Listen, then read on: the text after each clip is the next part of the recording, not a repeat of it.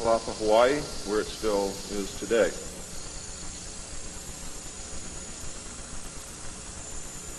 Some of the information is based upon research derived from the information that I saw. For instance, in the documents that I saw, it was stated that President Eisenhower had commissioned a group called the Jason Scholars, which was stated to have been a secret society of scholars, to research the deception, lies, facts, truth, and get at the root and the real truth of the alien question. It also stated that there was a group of 12 men formed by NSC Memo 5410, and that the study group was formed by NSC Memo 5411, and that there was another NSC memo issued to cover the actions of these men and explain the reasons why such prominent men were meeting on a regular basis, and that NSC memo was 5412/1 and 5412/2. 5412/1 was implemented in March of 1955, 5412/2 in November of 1955. Anyone who knows how correspondence, executive orders, and executive memos are written knows that you do not write a memo 5412 in March and then in November tack a second part onto it. The memo was originally really written in 1954. I'm going to go through the whole history. I'm going to have to leave a few things out simply because it's going to be impossible to cover everything in the hour and a half that I have. Before I begin, I would like to read two quotes to you. The first is attributed to Mr. Alistair Cooke, who said, quote, "I'll be astounded if this planet is still going 50 years from now. I don't think we will reach 2000. It would be miraculous," unquote. Winston Churchill said, and I quote, "We seem to be moving, drifting, steadily against our will, against the will of every race and every people and every class, towards some hideous catastrophe.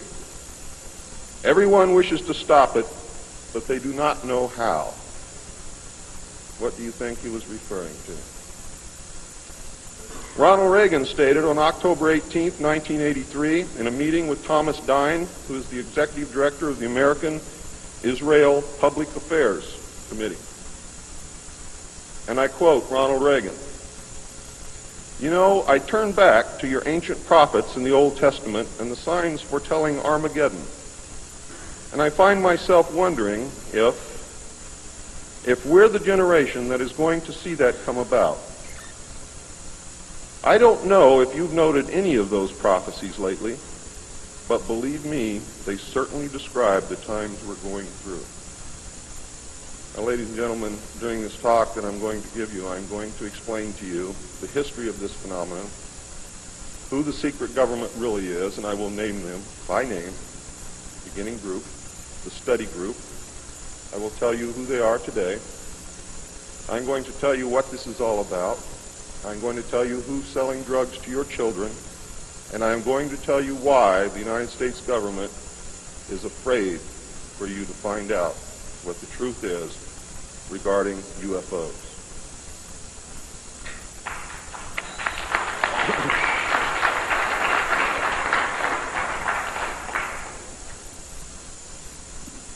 I'm going to skip over the early saucer recoveries, but there are many more than what you would expect.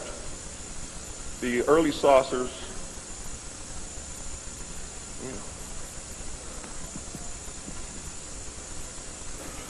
Is this any better? There were many more saucer crashes and downed craft than what you have realized. There were many more alien bodies recovered, and there were more live aliens recovered than what you are aware of.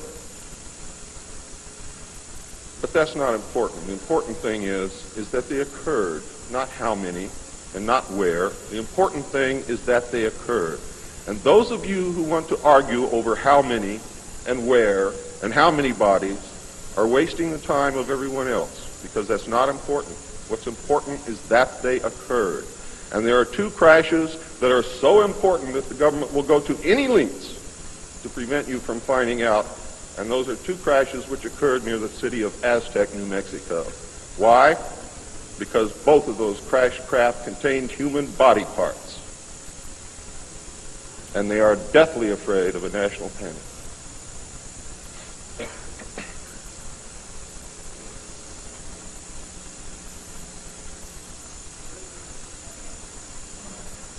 Because of this, there was a very, very tight security blanket screwed down tight over all of the alien question. The downed craft, the fact that they were here, the technology that we were recovering. Some craft, strangely enough, were not damaged at all. But we could not recognize anything that we had previously known as mechanical, electrical, hydraulic, or any other thing that we knew of, except eventually we discovered that the craft contained a small reactor approximately the size of a large football or a small basketball, which was said to be a clean reactor, and the craft, this particular craft, used or seemed to use water as fuel. Now, how that all works, I don't know. I am not a nuclear physicist. Thank God.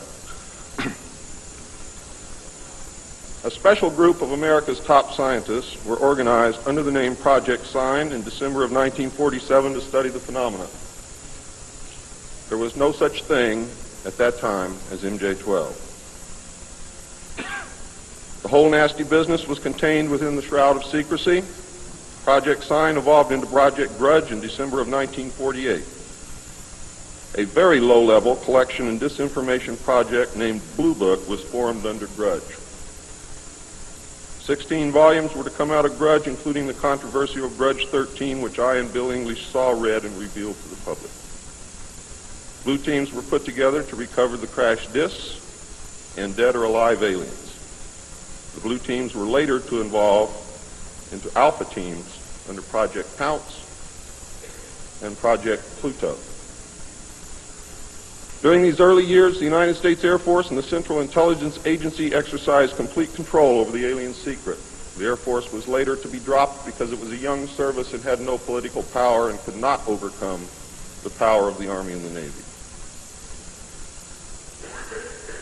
In fact, the CIA was formed by presidential executive order, first as a Central Intelligence Group for the express purpose of dealing with the alien presence. Later, the National Security Act was passed, establishing it as the Central Intelligence Agency. The National Security Council was established to oversee the intelligence community and especially the alien endeavor. It was not created specifically to form national policy. In fact, you can say that the National Security Council was the forerunner of MJ-12, and there was another group between MJ-12 and the National Security Council, which is to come later. A series of National Security Council memos and executive orders removed the CIA from the sole task of gathering foreign intelligence and slowly but thoroughly legalized direct action in the form of covert activities at home and abroad. On December 9, 1947, Truman approved issuance of NSC-4, entitled Coordination of Foreign Intelligence Information Measures, at the urging of Secretaries Marshall, Forrestal, Patterson, and the Director of the State Department's Policy Planning Staff, Kennan, who, by the way, were all members of the Council on Foreign Relations. The Foreign and Military Intelligence Book 1, Final Report of the Select Committee to Study Governmental Operations with Respect to Intelligence Activities, United States Senate, 94th Congress, Second Session, Report number 94-755, April 26, 1976, page 49 states, this directive empowered the Secretary of State to coordinate overseas information activities designed to counter communism.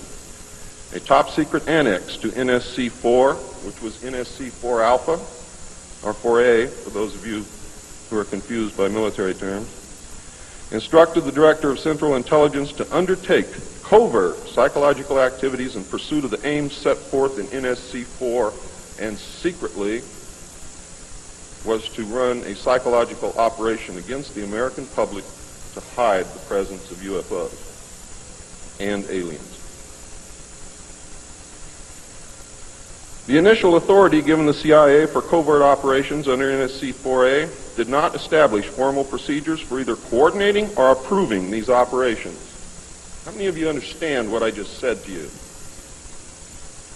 Not too many. Let me explain it.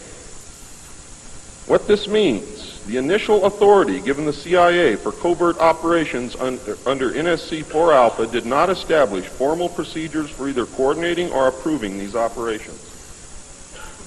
That means they had to answer to no one. It means go do what you got to do. Don't bring any dirt back here because we don't want to see it. Just get the job done. Don't ask anybody. Don't report to anybody. That's exactly what it means.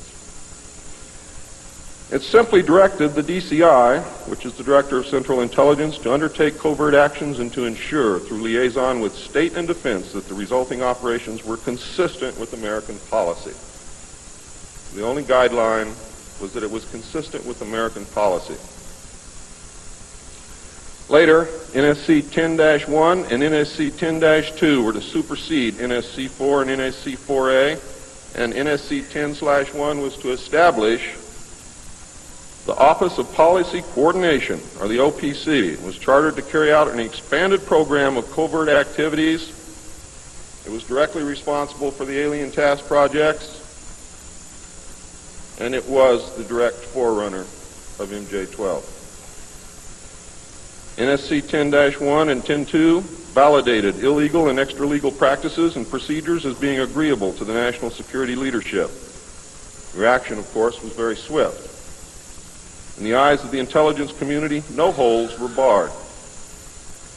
Under NSC 10-1, an executive coordination group was established to review but not approve covert project proposals. Why?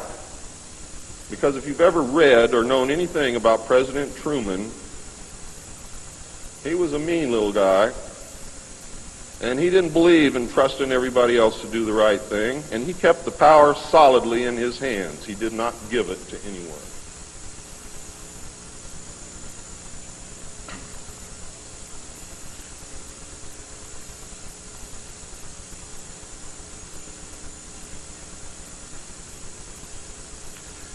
The ECG was secretly tasked to coordinate the alien projects. NSC 10-1 and 2 were interpreted to mean that no one at the top wanted to know about anything until it was over and successful. These actions established a buffer between the president and the information, and it's important that you understand this because it's important later. It was intended that this buffer serve as a means for the president to deny knowledge if leaks divulged the true state of affairs.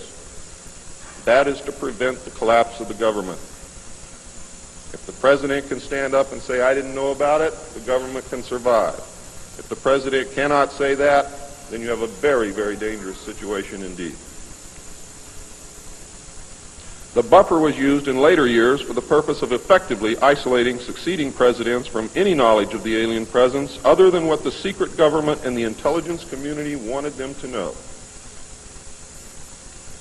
NSC 10-2 established a study panel which met secretly and was made up of the scientific minds of the day and may very well have included some of those names which are on the fraudulent document known as Majestic 12 or the Eisenhower briefing document, which is in reality a contingency plan to lead you right through the Rose Garden.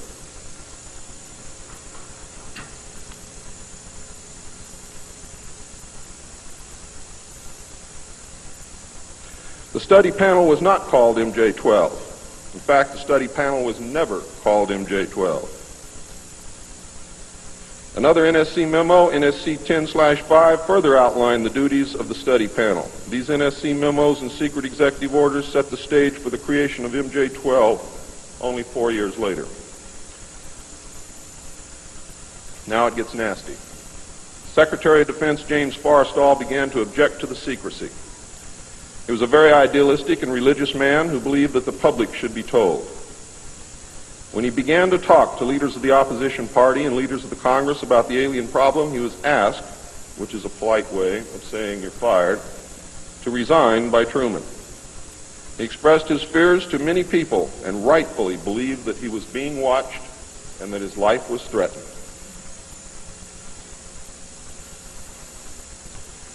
This was interpreted by those who were ignorant of the facts as paranoia, because most people had no knowledge of what was really going on.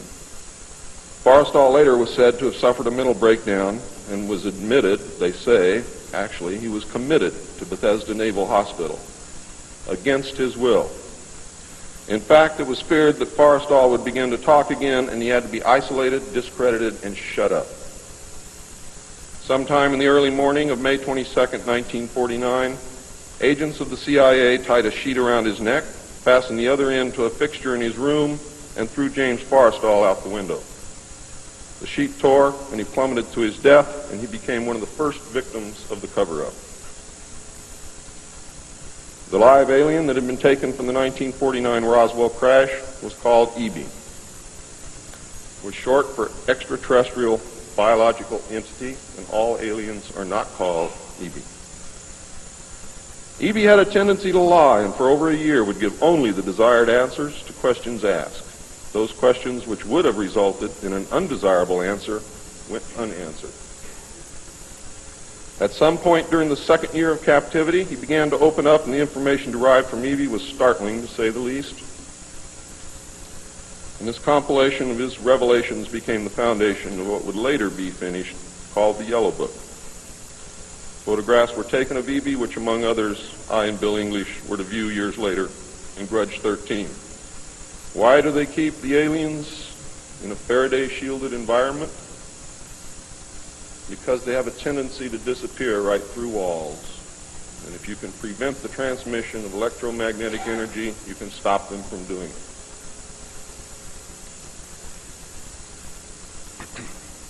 In late 1951, EB became ill. Medical personnel had been unable to determine the cause of EB's illness and had no background from which to draw. EB's system was chlorophyll-based, and he processed food into energy much the same as plants. Waste material was excreted almost exactly the same as plants. It was decided that an expert in botany was called for. A botanist, Dr. Guillermo Mendoza, was brought in to try and help him recover. Those of you who have been looking for him on medical lists will not find him there. He was a PhD in botany. Dr. Mendoza worked to save EB until mid-1952 when EB died. Dr. Mendoza eventually, according to the information that I read, became the expert on at least this type alien biology. In a futile attempt to save EB and to try and gain favor with this technological superior alien race, the United States began broadcasting a call for help early in 1952 into the vast regions of space. If you know they're better than you, and if you know they can lick you, you better try and be friends with them, and that's what this effort was all about. The call went unanswered, but the project continued as an effort of good faith. President Truman created the super-secret National Security Agency by secret executive order on November 4th, 1952, and until recent years, there wasn't one in 50,000 people in the United States who even knew it existed. Its primary purpose was to decipher the alien communications and language and establish a dialogue with the aliens. This most urgent task was a continuation of the earlier effort and was codenamed Sigma. The secondary purpose of the NSA was to monitor all communications and emissions from any and all devices worldwide for the purpose of gathering intelligence, both human and alien, and to contain the secret of the alien presence. Project Sigma, ladies and gentlemen, was extremely successful. The NSA also maintains communications with the Luna base and other secret space programs. By executive order, the NSA is exempt from all laws which do not specifically name the NSA in the text of the law as being subject to that law. How many of you know what that means? That means we have a completely lawless organization running around the country doing whatever they want to do, answering to no one, and under no law which does not name the National Security Agency in the text of that law as specifically being subject to that law by executive order of the President of the United States. That means that if the agency is not spelled out in the text of any and every law passed by the Congress, it is not subject to that or those laws. The NSA now performs many other duties and in fact is the premier agency within the intelligence community. Today, the NSA receives 75% of the monies allotted to the intelligence community. And the old sayings, ladies and gentlemen, where the money goes, therein the power resides, is absolutely true.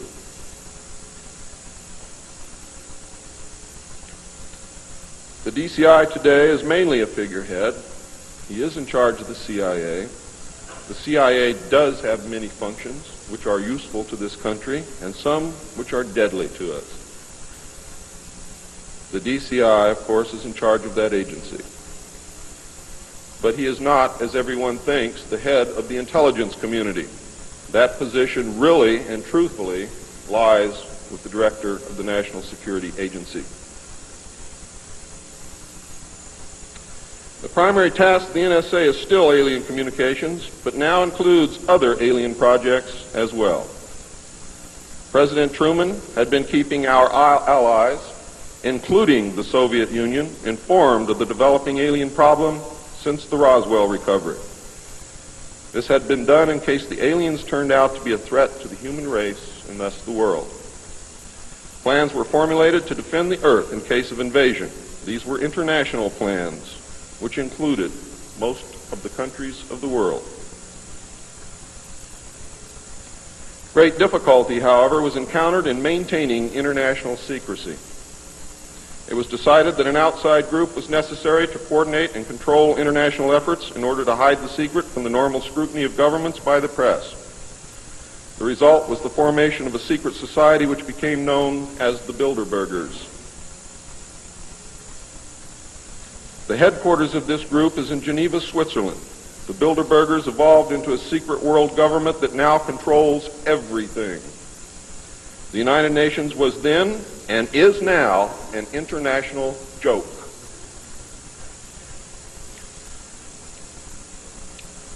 In 1953, a new president occupied the White House. He was a man used to a structured staff organization with a chain of command.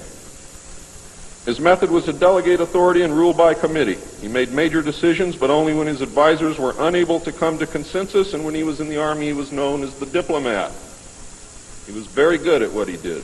He was very good at bringing people together, reaching consensus, and getting people to work for him. His normal method was to read through or listen to several alternatives and then approve one. Those who worked closely with him have stated that his favorite comment was, "Just do whatever it takes." Now here's a man very different from President Truman. He spent a lot of time on the golf course.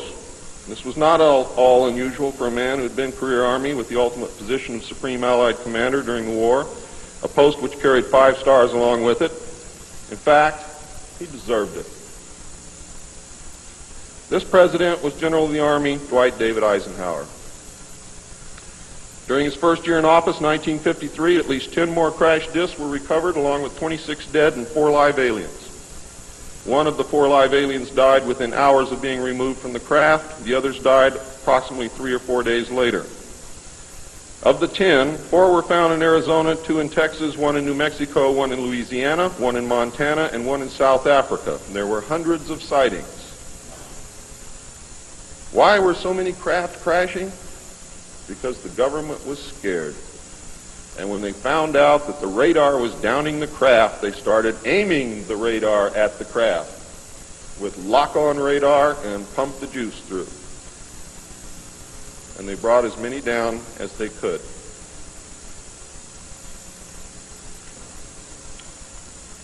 Eisenhower knew that he had to wrestle and beat the alien problem. He knew that he could not do it by revealing the secret to the Congress, because, in fact, isn't that the same as telling the public? Early in 1953, the new president turned to his friend and fellow member of the Council on Foreign Relations, Nelson Rockefeller, for help with the alien problem. Eisenhower and Rockefeller began planning the secret structure of alien task supervision, which was to become a reality within 1 year. The idea for MJ-12 was thus born. It was Nelson's uncle Winthrop Aldrich who had been crucial in convincing Eisenhower to even run for president. The whole Rockefeller family, and with them the Rockefeller empire, had solidly backed Eisenhower. Asking Rockefeller for help with the alien problem was to be the biggest mistake Eisenhower ever made for the future of the United States and most probably all of humanity, as you will soon see. What he literally did with this act, ladies and gentlemen, is abdicate the presidency to a secret group. Within 1 week of Eisenhower's election, he had appointed Nelson Rockefeller chairman of a presidential advisory committee on government organization. Rockefeller was responsible for planning the reorganization of the government. New Deal programs went into one single cabinet position called the Department of Health, Education, and Welfare. When the Congress approved the new cabinet position in April of 1953, Nelson was named to the post of Undersecretary to Ovida Culp Hobby. In 1953, also, astronomers discovered large objects in space which were moving toward the Earth, and it was first believed that they were asteroids. However, if you know much about astronomy, you know that you can predict or project backward orbital paths of bodies in space and determine where they come from, what they're doing, where they're going, and what their orbital path really is. Well, this failed to pan out, and the evidence proved that the objects could only be spaceships intelligently guided. Project Sigma intercepted alien communications, and when the objects reached the Earth, they took up a very high orbit around the equator. There were several huge ships, and their actual intent was unknown. Project Sigma and a new Project Plato, through radio communications using the computer binary language, which the aliens understand very well, they're very mathematical minded, was able to arrange a landing that eventually resulted in face-to-face contact with alien beings from another planet. Project Plato was tasked with establishing diplomatic relations with this race of space aliens. But in the meantime, something else happened. In the meantime, a race of human-looking aliens contacted the United States government. Where this happened, I do not know. I wish that I did. This alien group warned us against the aliens that were orbiting the equator and offered to help us with our spiritual development. They demanded that we dismantle and destroy our nuclear weapons as the major condition. They refused to exchange technology, citing that we were spiritually unable to handle the technology which we then possessed, and has not that been true throughout our history?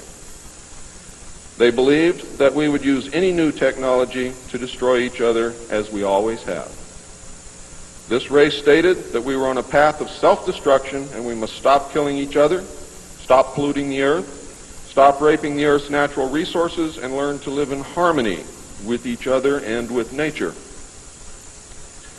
These terms were met with extreme suspicion, especially the major condition of nuclear armament, disarmament, and I have to say that I could not blame them in the face of so many uncertainties and so many alien surprises staring them directly in the face. It was believed that meeting that condition would leave us helpless in the face of an obvious alien threat. We also had nothing in history to help with the decision. Nuclear disarmament was not considered to be within the best interests of the United States, and the overtures were rejected. Later in 1954, the race of large-nosed gray aliens which had been orbiting the Earth landed at Holloman Air Force Base. It happened in 1954, ladies and gentlemen. If you take everything that Bob Ebenegger has ever said and subtract 10 years from it, you will be right on the money. A basic agreement was reached. An alien named Krill was left as a pledge that they would return and formalize the agreement. In fact, he was a hostage. This race identified themselves as originating from a planet around a red star in the constellation of Orion, which we call Betelgeuse. I believe that that's a lie. They lie a lot, and they deceive a lot. And it is evident through every action that they've ever done with us. The truth is, ladies and gentlemen, these creatures might be from Mars, really. They claim that they are from a planet which revolves around the red star, which we call Betelgeuse. They stated that their planet was dying and that at some unknown future time they would no longer be able to survive there. This led to a second landing at Edwards Air Force Base. The historical event had been planned in advance and details of the treaty had already been agreed upon. Eisenhower arranged to be in Palm Springs on vacation. On the appointed day, the president was spirited away to the base, and the excuse was given to the press that he was visiting the dentist for a toothache. President Eisenhower met with the aliens, and a formal treaty between the alien nation and the United States of America was signed. We then received our first alien ambassador from outer space. His name and title, and I know it sounds ridiculous, but it's absolutely true. His name and title was His Omnipotent Highness Krill, pronounced Krill, spelled K-R-L-L-L or C-R-L-L-L. In the American tradition of disdain for royal titles, he was secretly called Original Hostage Krill, or O.H. Krill, so that Americans would not have to say, Your Omnipotent Highness.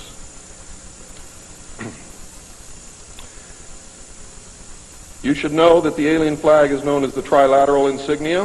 It looks like a TP with two circles on either side of the V and one pole running straight down the middle.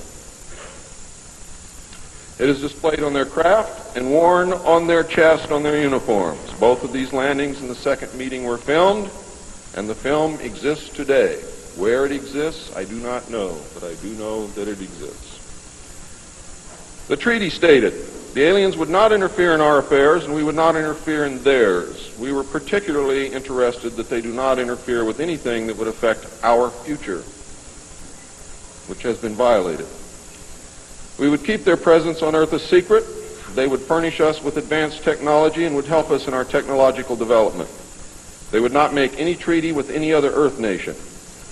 They could abduct humans on a limited and periodic basis for the purpose of medical examination and monitoring of our development, with the stipulation that the humans would not be harmed, would be returned to their point of abduction, that the humans would have no memory of the event, and that the alien nation would furnish MJ-12 with a list of all human contacts and abductees on a regularly scheduled basis.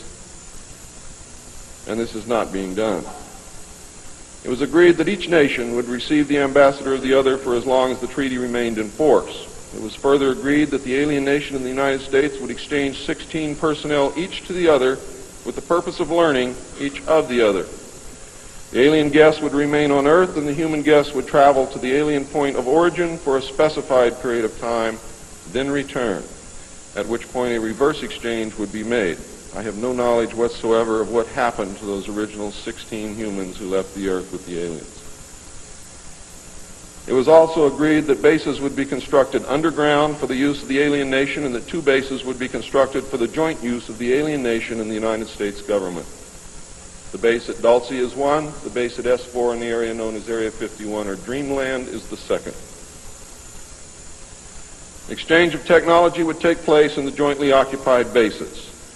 These alien bases would be constructed under Indian reservations in the 4 corners of Utah, Colorado, New Mexico, and Arizona, and one would be constructed in Nevada in the area known as S4, located approximately 7 miles south of the western border of Area 51, otherwise known as Dreamland.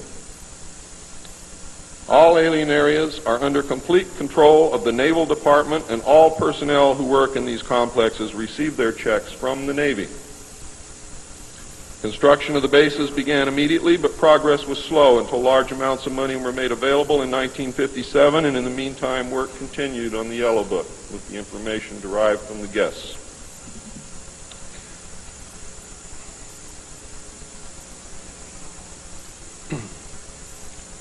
I would like to say at this time that the movie that most of you may have seen, how many of you saw Close Encounters of the Third Kind? That movie was absolutely true.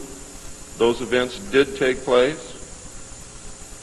not exactly as you saw them, not in the place where you saw them take place, but there was a landing, there was an agreement, there was conversation, there was an exchange of personnel made. I would like to say now also that J. Allen Hynek was the technical director on that movie, and he was also the co-author of Grudge 13, which I read between the years 1970 and 1973, along with another man named Lieutenant Colonel Friend. As you learned last night, it's the real nice guys that get you. Right, Phil?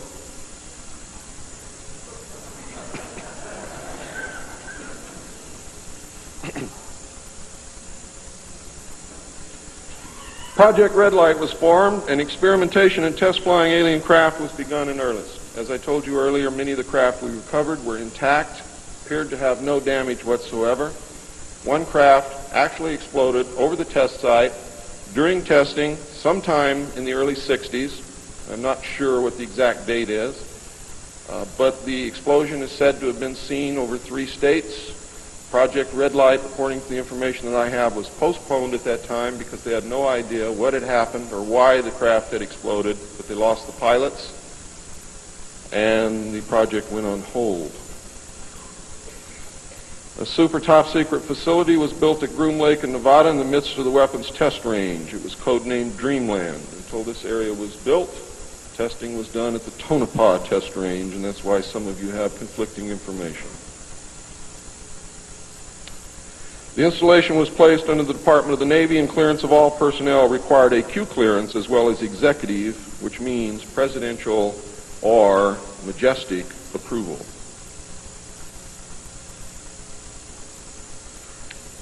This is ironic due to the fact that the President of the United States does not have clearance to visit the site. How many of you did not know that? The President of the United States cannot enter Area 51. There are very many other areas which he cannot enter also. The alien base and exchange of technology actually took place in an area known as S4. Area S4 was codenamed the Dark Side of the Moon. The Army was tasked to form a super-secret organization to furnish security for all alien task projects. This organization became the National Reconnaissance Organization based at Fort Carson, Colorado. The specific teams trained to secure the projects were called Delta. A second project, codenamed Snowbird, was promulgated to explain away any sightings of the red light craft as being Air Force experiments. The Snowbird craft were manufactured using conventional technology and were flown for the press on several occasions, and those of you who are my age or older will remember, as children or young adults, going to the movie and seeing in the Movietone newsreel the Avro car and other strange-looking saucer craft that were developed by the United States and the Canadian Armed Forces as a part of Project Snowbird. Project Snowbird was also used to debunk legitimate public sightings of alien craft, also called UFOs. Project Snowbird was very successful, and reports from the public declined steadily until recent years. But not just due to Project Snowbird. There was an intense ridicule, denial, and debunking campaign going on since the beginning. People stopped reporting what they saw. A multi-million-dollar secret fund was organized and kept by the military office of the White House. This fund was used to build over 75 deep underground facilities. Presidents who asked were told the fund was used to build deep underground shelters for the president in case of war. Only a few were built for the president. Millions of dollars were funneled through this office to MJ-12 and then out to the contractors, and was used to build top-secret alien bases as well as top-secret dumb or deep underground military bases. I think dumb is very appropriate. And the facilities promulgated by Alternative 2 throughout the nation. President Johnson used this fund to build a movie theater and pave the road on his ranch, and I believe he also used it to fix his shower. He had no idea of its true purpose, but he felt that because it was military money, it was his money. The secret White House underground construction fund was set up in 1957 by President Eisenhower. And you can forget Truman because Eisenhower has done everything that's been done to us, not intentionally, not to hurt us, in the beginning to protect us. The funding was obtained from Congress under the guise of construction and maintenance of secret sites where the president could be taken in case of military attacks, called presidential emergency sites. The sites are literally holes in the ground deep enough to withstand a nuclear blast and are outfitted with state-of-the-art communications equipment. To date, there are more than 75 sites spread around the country that I can account for, which were built using money from this fund. The Atomic Energy Commission has built at least an additional 22 underground sites, again, that I can account for. The location and everything to do with these sites were and are considered and treated as top secret. The money was and is in control of the military office of the White House and was and is laundered through a circuitous web that even the most knowledgeable spy or accountant cannot follow. As of 1980, only a few at the beginning and end of this web knew what the money was for. At the beginning were Representative George Mahan of Texas, the chairman of the House Appropriations Committee and of its Defense Subcommittee, and Representative Robert Sykes of Florida, chairman of the House Appropriations Military Construction Subcommittee. Today, it was rumored that House Speaker Jim Wright controlled the money in Congress and that a power struggle was underway to remove him. We all know what happened there, but I could not substantiate by any source the fact that he was in charge of the money. It is a rumor. At the end of the line were the President, MJ-12, the Director of the Military Office, and a commander at the Washington Navy Shipyard. The money was authorized by the Appropriations Committee, who allocated it to the Department of Defense as a top-secret item in the Army construction program. The Army, however, ladies and gentlemen, could not spend it, and, in fact, did not even know what it was for. Authorization to spend the money was in reality given to the Navy. You'll find out why the Navy has control of all this a little bit later. It'll become clear to you. The money was channeled to the Chesapeake Division of the Navy Engineers, who did not know what it was for either. Not even the commanding officer, who was an admiral, knew what the fund was to be used for. Only one man, a Navy commander, who was assigned to the Chesapeake Division, but in reality was responsible only to the military office of the White House, knew of the actual purpose, amount, and ultimate destination of the top-secret fund. The total secrecy surrounding the fund that meant that almost every trace of it could be made to disappear by the very few people who controlled it.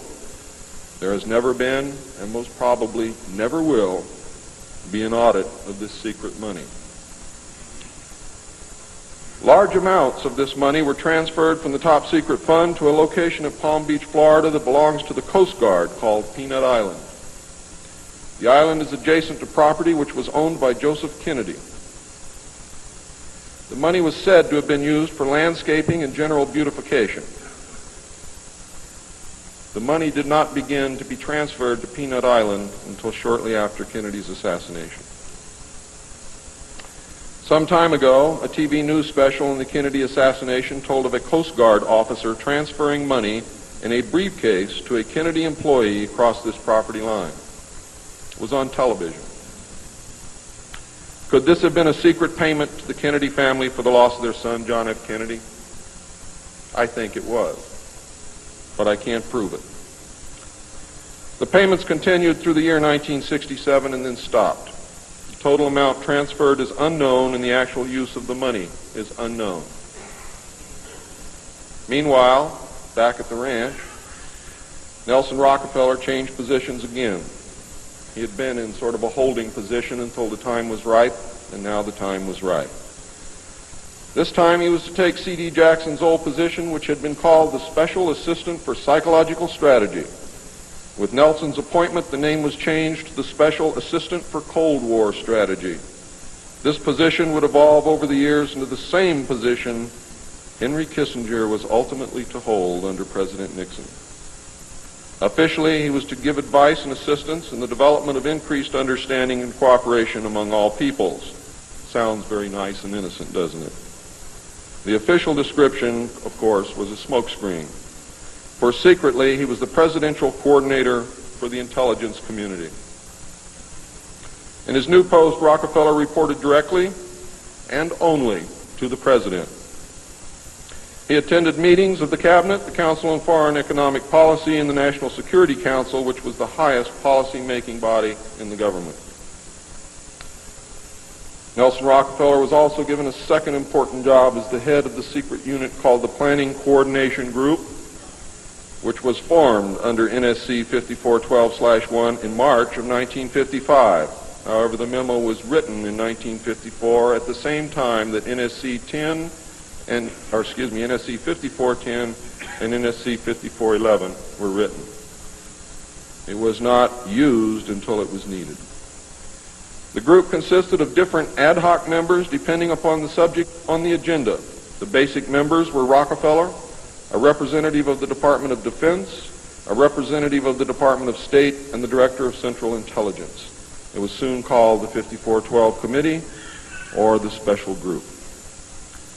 NSC 5412/1 established the rule, for the first time, established the rule that covert operations were subject to approval by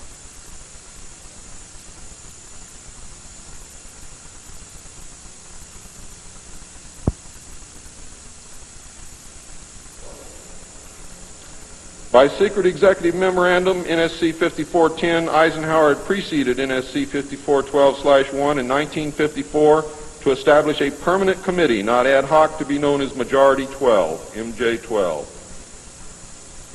to oversee and conduct all covert activities concerned with the alien question. NSC 5412/1 was created to explain the purpose of these meetings when Congress and the press became curious as to why such important and prominent men were meeting on a regular basis. Majority 12 was made up of Nelson Rockefeller, the Director of Central Intelligence, Allen Welsh Dulles, the Secretary of State, John Foster Dulles, the Secretary of Defense, Charles E. Wilson, the Chairman of the Joint Chiefs of Staff, Admiral Arthur W. Radford, and that's why the Navy got everything, because the first Chairman of the Joint Chiefs of Staff who served on MJ-12 was Navy. If it had been an Army general, the Army would have had it. The Director of the Federal Bureau of Investigation, J. Edgar Hoover, and that should answer a lot of questions for you, and 6 men from the Executive Committee of the Council on Foreign Relations known as the Wise Men. These men were all members of a secret society of scholars that called themselves the Jason Society. See you smiling, Phil. Thought I didn't know it, didn't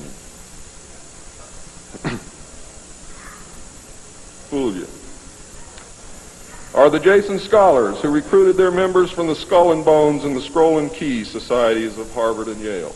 And that was stated verbatim in Operation Majority. The Wise Men were key members of the Council on Foreign Relations. There were 12 members, including the first 6 from government positions, thus Majority 12.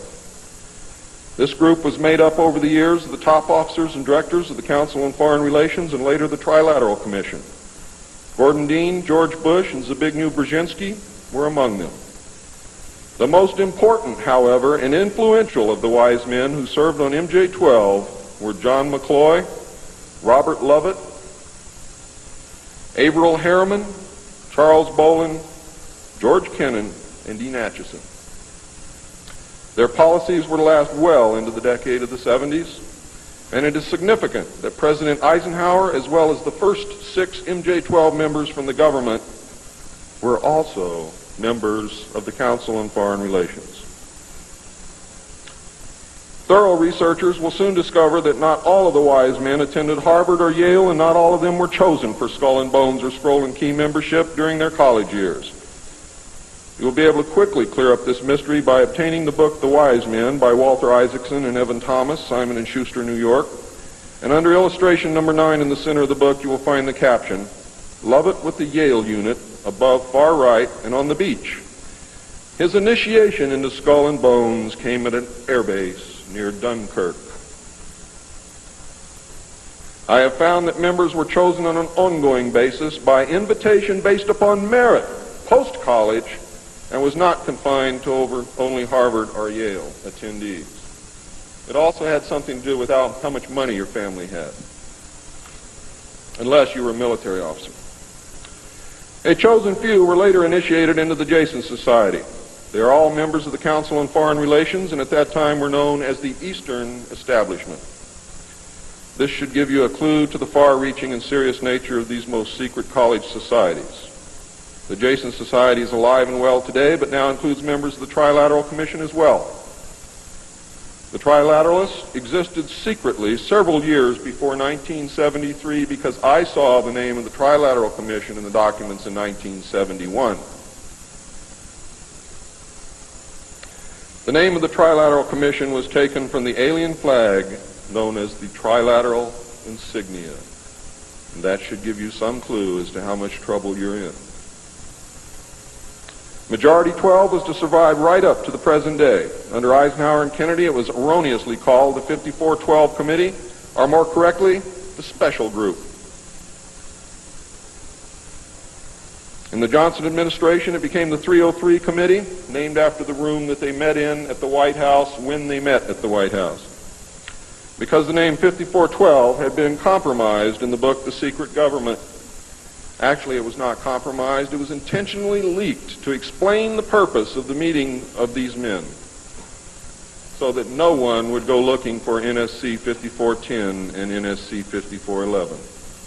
And I wish you all luck. I hope that you're able to dig it out.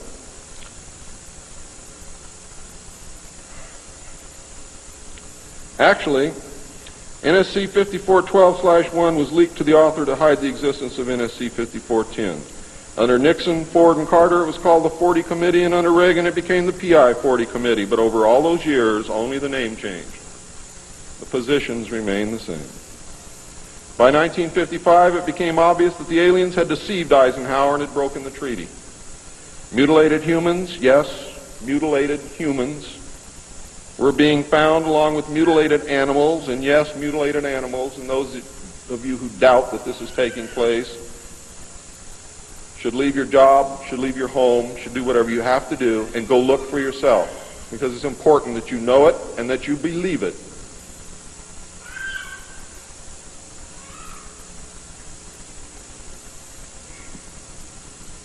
These things were being found all across the United States. It was suspected that the aliens were not submitting a complete list of human contacts and abductees to MJ-12, and it was suspected that not all abductees had been returned, and this has been verified. The Soviet Union was suspected of interacting with them, and this proved also to be true. It was learned that the aliens had been and were then manipulating masses of people through secret societies, witchcraft, magic, the occult, and religion. After several Air Force combat air engagements with alien craft, it also became apparent that our weapons were no match against theirs. In November of 1955, NSC 5412/2 was issued, establishing a study committee to explore all factors which are involved in the making and implementing of foreign policy in the nuclear age. This, again, was only a blanket of snow that covered the real subject of study, which was the alien question. For, in fact, 5412/2 had, as I told you earlier, been written in 1954, when NSC 5410 and 5411 was written, and 5411, by secret executive memorandum in 1954, the study group was commissioned to examine all the facts, evidence, lies, and deception and discover the truth of the alien question. NSC 54/2 was only a cover that had become necessary when the press began inquiring as to the purpose of regular meetings of such important men. When the press asked Gordon Dean, somewhere near the end of 1954, why they were meeting and what they were studying, Gordon Dean says, "As of yet, we have no direction, but we're working on it." It then became necessary to find a direction and find a reason for these meetings, and that's exactly what they did. The first meetings began in 1954 and were called the Quantico meetings because they met at the Quantico Marine Base. See, one thing I knew, ladies and gentlemen, I know who they are. I know what they were called. All I had to do was find out who belonged to those names And it's impossible to hold meetings of 36 prominent men secret over such a long period of time. The study actually lasted 3 years, not forever. It was a 3-year study, period. A study group was made up of 35 members of the Council on Foreign Relations secret scholars known as the Jason Society or the Jason Scholars. Dr. Edward Teller was invited to participate. Dr. Zbigniew Brzezinski was the study director for the first 18 months. Dr. Henry Kissinger was chosen as the group study director for the second 18 months, beginning in November of 1955. Nelson Rockefeller was a frequent visitor during the study. I'm going to read you the study group members now. For those of you who know who these people are, you're going to be amazed. Those of you who do not, I advise that you purchase a copy of my text, which will be on sale at the minute that I finish my last word.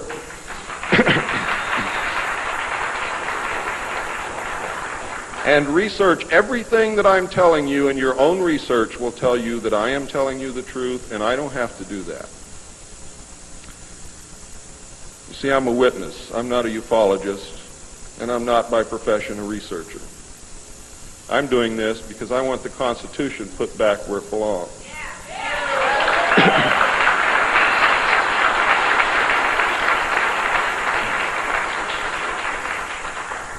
The study group members were Gordon Dean, chairman, one of the most powerful men in the United States at that time. Dr. Zbigniew Brzezinski, study director for the first phase. Dr. Henry Kissinger, study director for the second phase. Dr. Edward Teller represented the scientific community. Major General Richard C. Lindsay, Hanson W. Baldwin, Lloyd V. Berkner, Frank C. Nash, Paul H. Nitze, Charles P. Noyes, Frank Pace Jr., James A. Perkins, Don K. Price, David Rockefeller, Oscar M. Rubhausen, Lieutenant General James M. Gavin, Carl P. Haskins, James T. Hill Jr., Joseph E. Johnson, Mervyn J. Kelly, Frank Altschul, Hamilton Fish Armstrong, Major General James McCormick Jr., Robert R. Bowie, McGeorge Bundy, William A. M. Burden, John C. Campbell, Thomas K. Findletter, George S. Franklin Jr., I. Rabbi, Roswell L. Gilpatrick, N.E. Hallaby, General Walter Bedell Smith, called Beadle, Henry DeWolf Smythe, Shields Warren, Carroll L. Wilson, and Arnold Wolfers. Now, these aren't bad guys. They were a study group. And the first MJ-12 was not made up of bad guys. They were made up of concerned Americans. What happened later became bad. The yanking of power away from the president, the formation of a secret government, the sale of drugs to the American people, etc., etc., etc. And I'm going to cover most of those things before I'm finished. It's about time. The second phase meetings were also held at the Marine base at Quantico, Virginia, and the group became known as Quantico II. Nelson Rockefeller built a retreat somewhere in Maryland which could only be reached by air for MJ-12 and the study committee so that they could meet away from public scrutiny. He donated the land, he built the facilities. Say hello for me, Phil.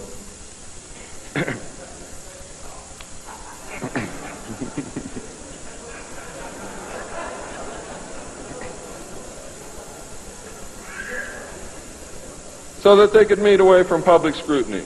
The secret meeting place is known by the code name, the Country Club. Complete living, eating, recreation, library, and meeting facilities exist at the location. The study group was publicly closed in the later months of 1956, and Henry Kissinger published what was officially termed the results in 1957 as Nuclear Weapons and Foreign Policy by Henry A. Kissinger, published for the Council on Foreign Relations by Harper & Brothers, New York. In truth, the manuscript had already been 80% written while Kissinger was at Harvard. The study group continued veiled in secrecy. A clue to the seriousness Kissinger attached to the study can be found in statements by his wife and friends. Many of them stated that Henry would leave home early each morning and return late each night without speaking to anyone or responding to anyone. It seemed, in fact, as if he were in another world which held no room for anyone else. Now, when they say that he would not speak to anyone or respond to anyone, they meant it literally.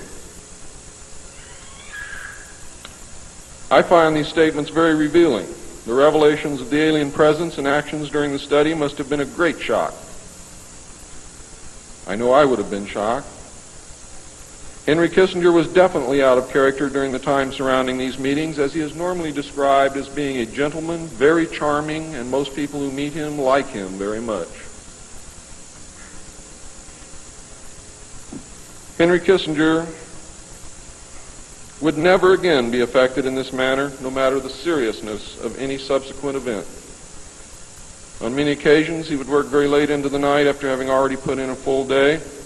Coupled with his not speaking, this behavior eventually led to his divorce. A major finding of the alien study was that the public could not be told, as it was believed that this would most certainly lead to economic collapse of the religious structure, and national panic, which would lead into anarchy.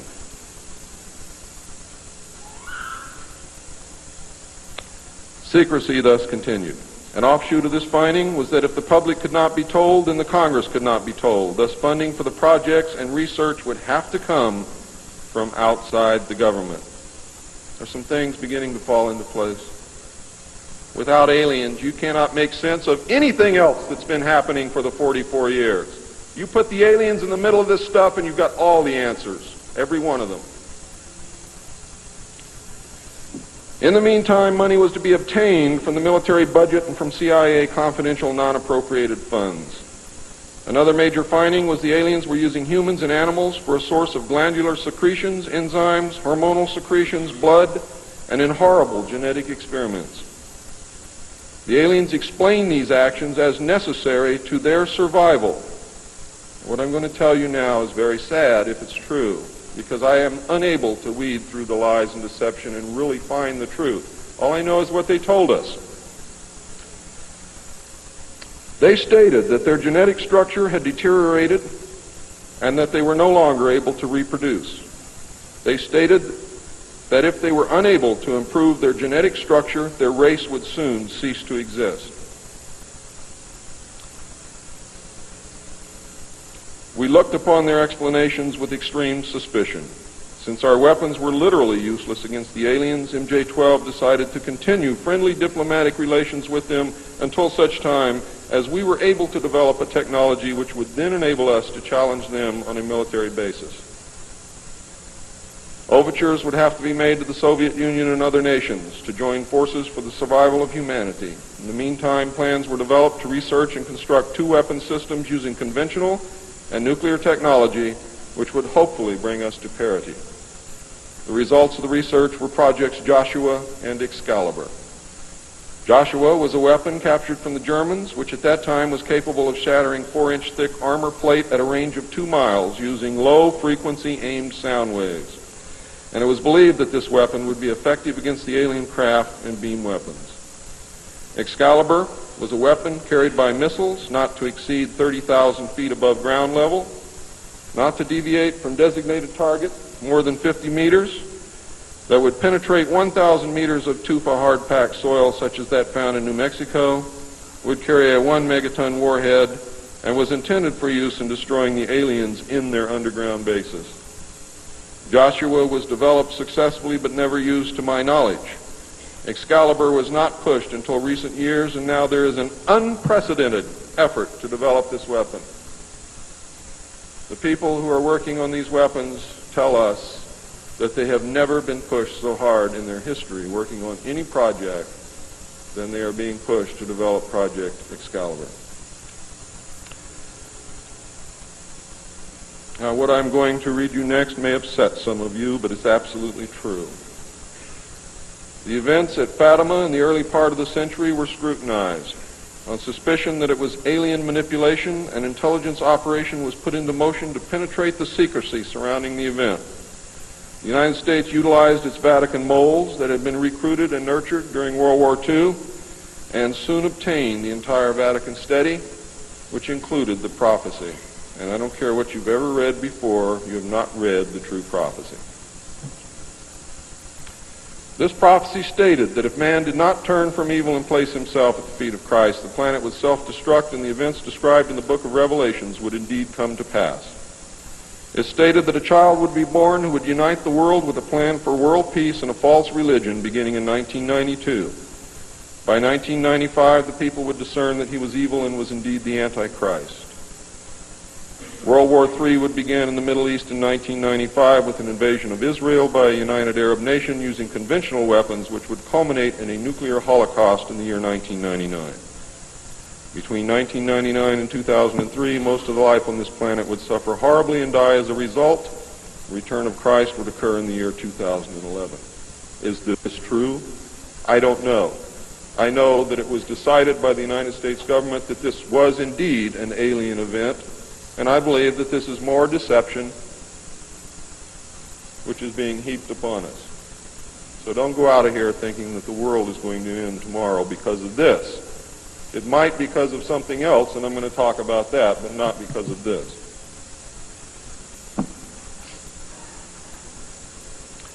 When the aliens were confronted with this finding, they confirmed that it was true. The aliens explained that they had created us through hybridization and had manipulated the human race through religion, Satanism, witchcraft, magic, the occult, secret societies, etc. They further explained that they were capable of time travel and the events would indeed come to pass. Later exploitation of alien technology by the United States and the Soviet Union utilizing time travel confirmed that indeed something bad was going to happen. The aliens showed a hologram which they claimed was the actual crucifixion of Christ, which the government filmed. We did not know whether to believe them or not. Were they using our genuine religions to manipulate us? Or were they indeed the source of our religions with which they had been manipulating us all along? Or was this the beginning scenario of the genuine end times and the return of Christ which had been predicted in the Bible? No one knew the answer, and I don't know the answer either. A symposium was held in 1957, which was attended by some of the great scientific minds then living. It was held in Huntsville, Alabama. They reached the conclusion that by or shortly after the year 2000, the planet would self-destruct due to increased population and man's exploitation of the environment without any help from God or the aliens. By secret executive order of President Eisenhower, the Jason scholars were ordered to study this scenario and make recommendations from their findings. This was done. The Jason Society confirmed the finding of the scientists and made 3 recommendations called Alternatives 1, 2, and 3. Alternative 1 was to use nuclear devices to blast holes in the stratosphere from which the heat and pollution could escape into space. I'll buy heat, but I'll never buy pollution. Change the human cultures from that of exploitation into cultures of environmental protection. Of the 3, this was decided to be the least likely to succeed due to the inherent nature of man and the additional damage the nuclear explosions would themselves create. Alternative 2 was to build a vast network of underground cities and tunnels in which a select representation of all cultures and occupations would survive and carry on the human race. The rest of humanity would be left to fend for themselves on the surface of the planet. Alternative 3 was to exploit the alien and conventional technology in order for a select few to leave the Earth and establish colonies in outer space. I am not able to either confirm or deny the existence of batch consignments of human slaves which would be used for the manual labor in the effort as a part of the plan. The moon, codenamed Adam, would be the object of primary interest, followed by the planet Mars, codenamed Eve. As a delaying action, all 3 alternatives included birth control, sterilization, forced if necessary, and the introduction of deadly microbes to control or slow the growth of the Earth's population. AIDS is only one result of these plans. There are others.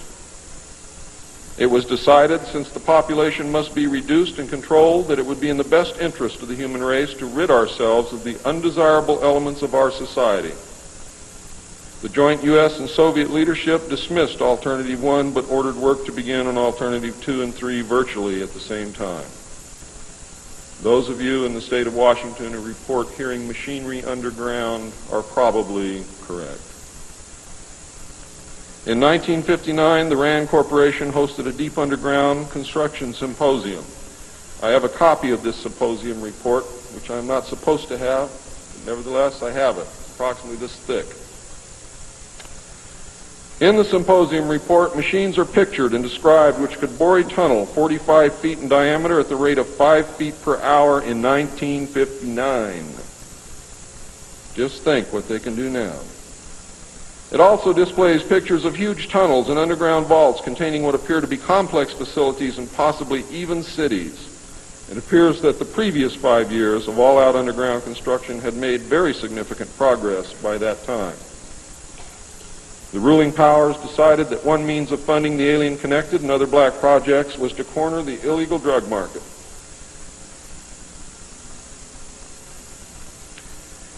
A young, ambitious member of the Council on Foreign Relations was approached. His name is George Bush, who at the time was the president and CEO of Zapata Oil based in Texas. Zapata Oil was experimenting with the new technology of offshore drilling.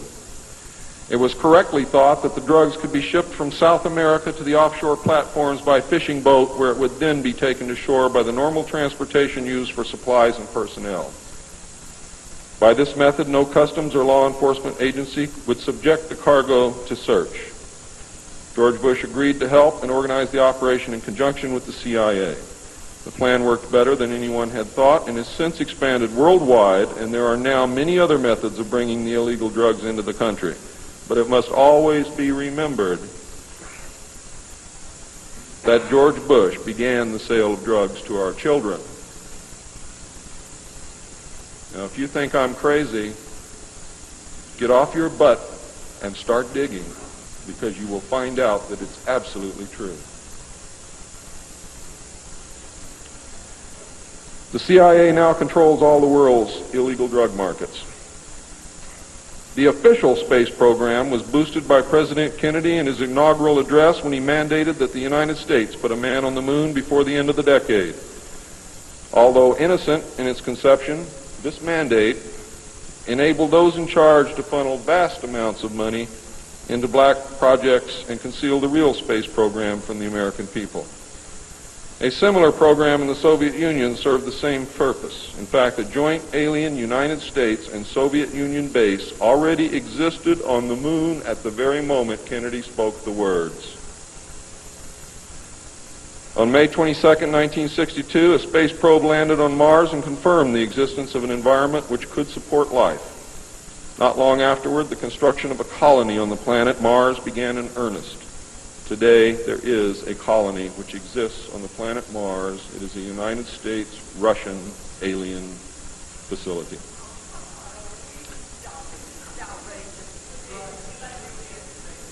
If you believe it's outrageous, stick around a few years.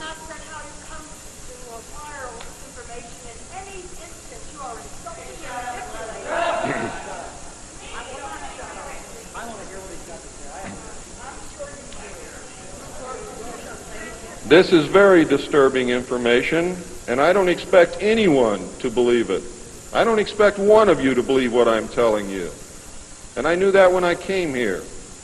I'm not one of you. I'm not a ufologist. I'm not a researcher. I have an obligation to inform the public, and once that's done, I've done my job. From then on, it's up to you, not me.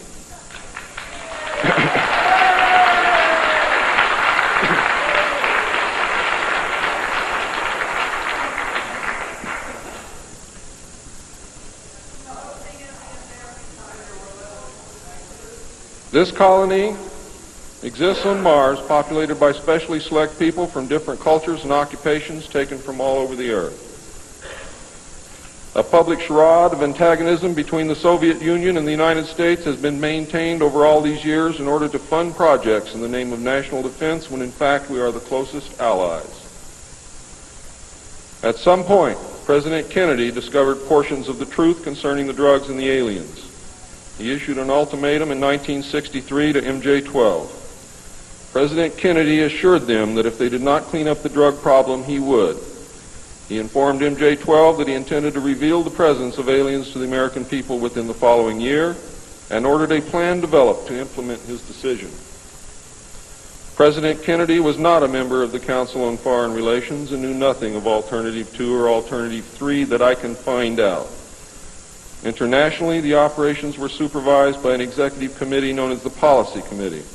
In the United States, they were supervised by MJ-12 and in the Soviet Union by its sister organization. President Kennedy's decision, of course, struck fear into these people. His assassination was ordered by the Policy Committee, and the order was carried out by agents of MJ-12 in Dallas.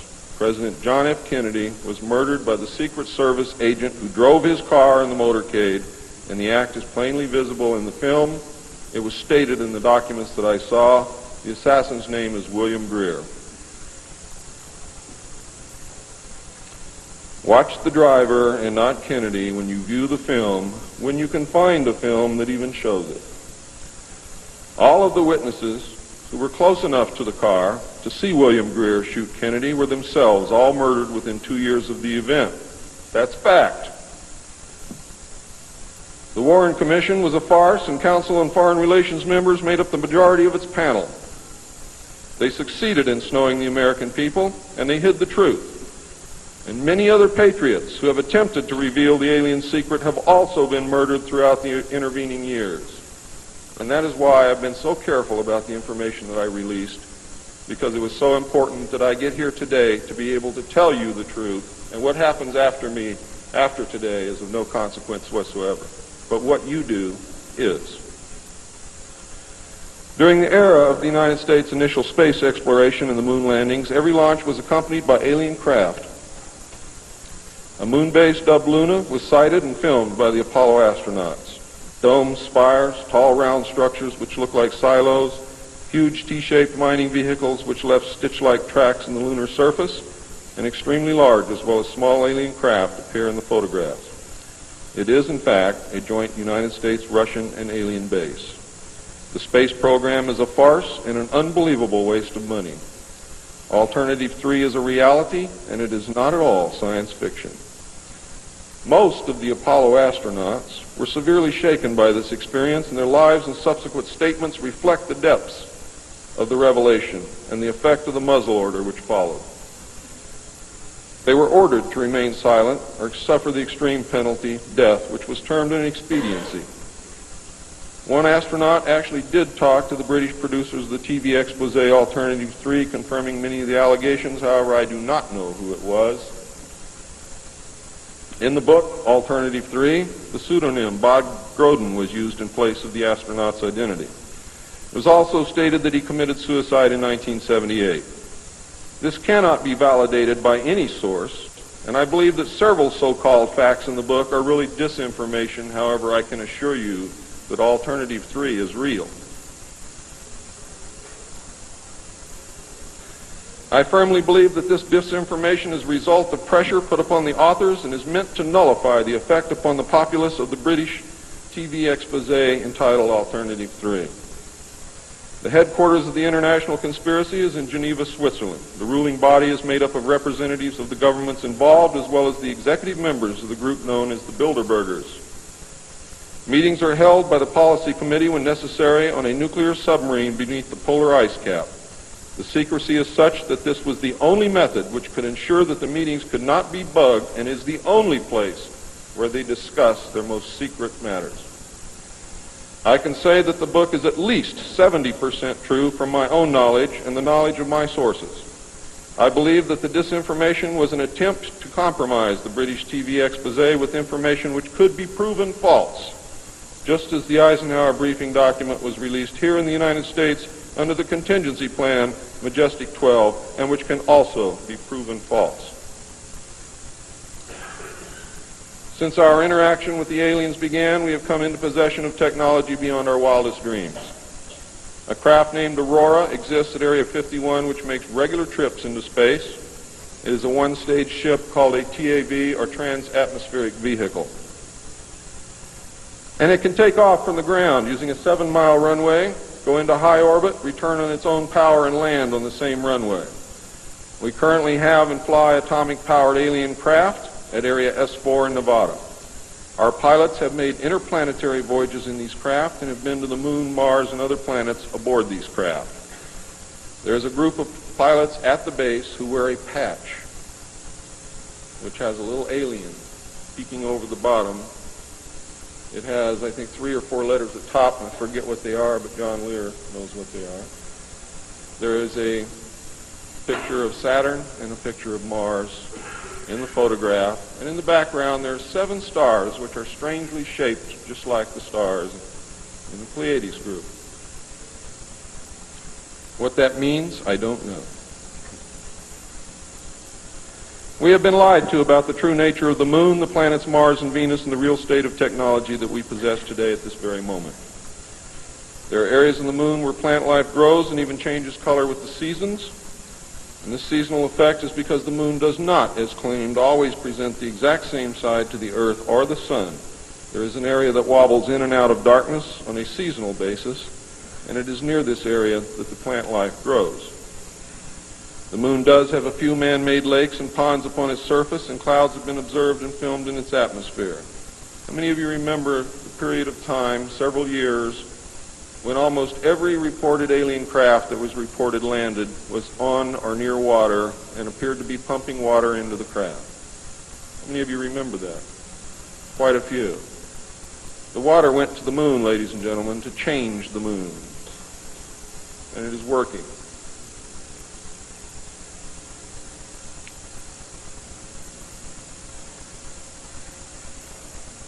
It possesses a gravitational field, and man can walk upon its surface without a spacesuit, breathing from an oxygen bottle after undergoing decompression the same as any deep-sea diver. Ladies and gentlemen, if you can come from 1,200 feet underwater to the surface through decompression, you can go from the surface to 1 atmosphere of vacuum. See, vacuum does not cause a problem for the human body. It's the inert gas that's dissolved in your tissues and in your bones and in the fluids in your body that causes you the problem. If this is decompressed properly, you will have no problem. All you need is a very small amount of oxygen, a very small pressure to breathe. You will suffer no harm, except for one thing, that oxygen becomes toxic after breathing it over a long period of time. Therefore, excursions would have to be of a minimal time length. Other than that, there is no reason why you or anyone else cannot walk on the surface of the Moon or in space in a vacuum without a spacesuit. How do I know? I used to be one of the world's experts on deep-sea mixed gas breathing mixtures for divers and on deep saturation diving. When I was the head of the department of the Mixed Gas Deep Saturation Diving Division of the College of Oceaneering. And I can tell you now, it's much easier to decompress to a vacuum and walk on the surface of the Moon than it is to bring a man up from 600 feet.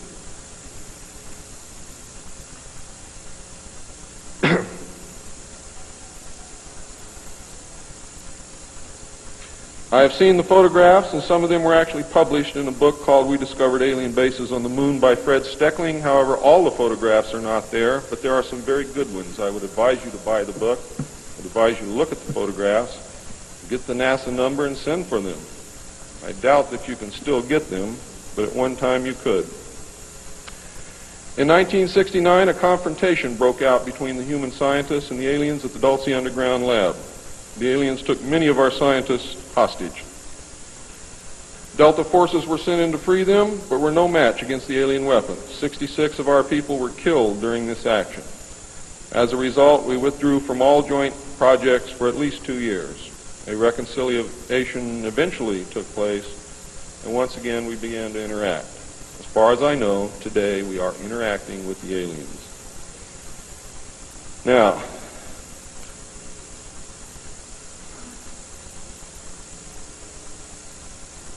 I'm gone past my limit. I'm not going to infringe upon the other speakers. The text of my speech will be on sale outside. I only have one message to give you. I don't care what you think of me. I don't care what you call me. I do care what you do with this information because it is important to our survival as a species. It's important to our planet. It is important for the world. What happens to me is of no consequence, and I knew that when I started this. And over the last 17 years, I knew that someday I was going to have to get up and say this, whether I wanted to or not, whether I was afraid or not. Now I am here, and now it is done. And I feel an overwhelming relief. You now have the information. You can laugh at it. You can throw it in the trash can. You can burn my house down if you want to. But I am telling you right now, your future, your children's future, your grandchildren's future depends upon what you do with this information. Your own government is selling your children drugs, and you don't seem to care. Your own government has given away the power of the people, and you don't seem to care. There is an apathy that is running rampant in this country that is deadly, whether or not there are aliens.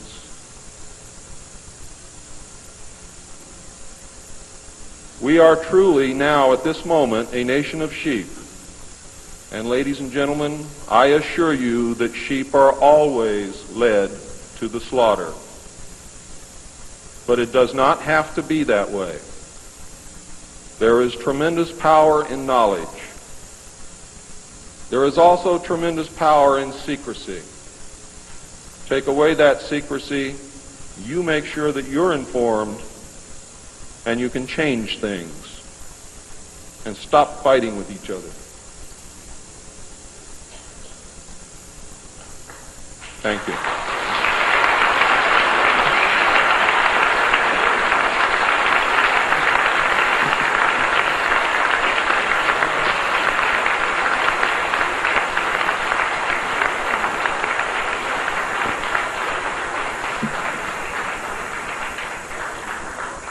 This time, ladies and gentlemen, I think a 5-minute break is in order. What do you think, John? It's been a long time. Please keep it to 5 minutes because we really are very limited on time.